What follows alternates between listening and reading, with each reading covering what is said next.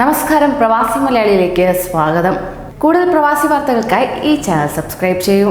പല്ലവ രാജാക്കന്മാരുടെ ചരിത്രമുറങ്ങുന്ന മഹാബലിപുരം ഒരു പുതിയ ചരിത്രത്തിനു കൂടി വഴി തെളിയുകയാണ്. ചൈനയിലേക്ക് പണ്ട് പല്ലവ രാജാക്കന്മാർ വ്യാപാരത്തിനായി കടൽ മാർഗം പോയത് മഹാബലിപുരം വഴിയാണെന്നത് ഒരു വലിയ ചരിത്രത്തിന്റെ ചുവരെഴുത്ത് തന്നെയാണ്. ഇന്ത്യ ചൈന അനൗപചാരിക ഉച്ചകോടിക്കായി ചൈനീസ് പ്രസിഡന്റ് ഷീ ജിൻപിങ് ഇന്ന് ചൈനയിലേക്ക് എത്തിയിരിക്കുന്നത് ഇത്രയൊക്കെ പ്രത്യേകതകൾ നിലനിൽക്കുന്ന സാഹചര്യത്തിലാണെന്നതും പ്രത്യേകം എടുത്തു പറയേണ്ടതുണ്ട്. ഇരു നേതാക്കളുടെയും കൂടിക്കാഴ്ചയിൽ കശ്മീർ വിഷയമാകുമോ എന്നതാണ് ലോകരാഷ്ട്രങ്ങൾ പോലും ഉറ്റുനോക്കുന്നത്. വാർത്തയിലേക്ക്.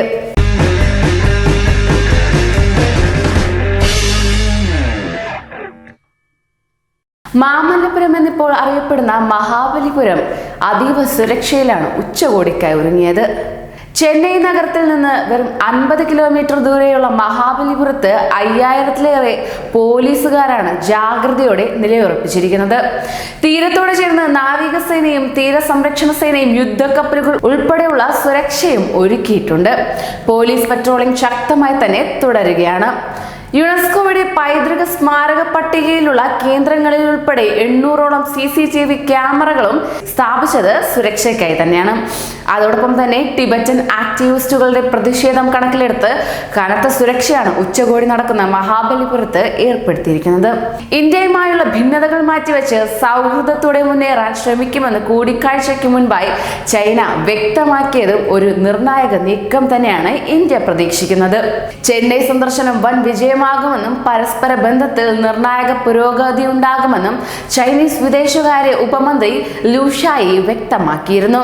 വിമാനത്താവളത്തിൽ ഷീ ജിൻപിങ്ങിന് വൻ വരവേൽപ്പാണ് നൽകിയത് തന്നെ. നാളെയാവും ഇരു നേതാക്കളും ഒറ്റയ്ക്കൊറ്റയ്ക്ക് ചർച്ച നടത്തുക. വിദേശകാര്യമന്ത്രി S ജയശങ്കർ, ദേശീയ സുരക്ഷാ ഉപദേഷ്ടാവ് അജിത് ഡോവൽ എന്നിവരും ചെന്നൈ ചർച്ചകളിൽ പങ്കുചേരുമെന്നും റിപ്പോർട്ടുകൾ വ്യക്തമാണ്. കശ്മീർ വിഷയത്തിൽ ചൈന വീണ്ടും നിലപാട് മാറ്റിയ പശ്ചാത്തലത്തിൽ കൂടിയാണ് ഇരു നേതാക്കളുടെയും കൂടിക്കാഴ്ച നടക്കാനിരിക്കുന്നത്. UN രക്ഷാസമിതിയിൽ പാക് അനുകൂല നിലപാട് സ്വീകരിച്ച ചൈന പിന്നീട് നിലപാട് മയപ്പെടുത്തിയിരുന്നു. എന്നാൽ പാക് പ്രധാനമന്ത്രി ഇമ്രാൻഖാനുമായുള്ള കൂടിക്കാഴ്ചയ്ക്ക് ശേഷം ഷീ ജിൻപിങ് ഇറക്കിയ പത്രക്കുറിപ്പിൽ ചൈന വീണ്ടും നിലപാട് മാറ്റി. കശ്മീർ ആഭ്യന്തര പ്രശ്നമാണെന്നും വിഷയം ഷീ ജിൻപിങ് ഉന്നയിച്ചാൽ മാത്രം വിശദീകരണം നൽകാമെന്ന നിലപാടിലാണ് ഇന്ത്യ തുടർന്നത്. സമഗ്ര സാമ്പത്തിക പങ്കാളിത്ത കരാർ ഉൾപ്പെടെയുള്ള വിഷയങ്ങളാണ് ചർച്ചയിലെ പ്രധാന അജണ്ട എന്നതാണ് ലഭ്യമാകുന്ന റിപ്പോർട്ട്. ലഡാക്കിന് കേന്ദ്രപ്രദേശ പദവി നൽകാനുള്ള തീരുമാനം ചൈന ഉന്നയിക്കാനുള്ള സാധ്യതയും ഇതിൽ മുഖ്യമാണ്. ഇന്ന് ഉച്ചയ്ക്ക് 1:30-ക്കാണ് ചെന്നൈയിലെത്തിയ ചൈനീസ് പ്രസിഡന്റിനെ സ്വീകരിക്കാൻ വിപുലമായ ഒരുക്കങ്ങൾ മാത്രമല്ല വിവിധ സാംസ്കാരിക പരിപാടികളും നടത്തിയത്. സൗഹൃദ സംഭാഷണത്തിന് ശേഷം ഇരു നേതാക്കളും മഹാബലിപുരത്തെ പൈതൃക സ്മാരകങ്ങളും സന്ദർശിക്കുമെന്നും റിപ്പോർട്ടുകളുണ്ട്. പ്രതിഷേധ സാധ്യത കണക്കിലെടുത്ത് തെൻസിൽ സുനന്ദു അടക്കം 42 ടിബറ്റൻ സ്വദേശികൾ കരുതൽ കസ്റ്റഡിയിലാണ്. അർദ്ധസൈനിക വിഭാഗത്തിന് പുറമെ 500-ലധികം പോലീസുകാരെയാണ് മഹാബലിപുരത്ത് വിന്യസിച്ചിരിക്കുന്നത്.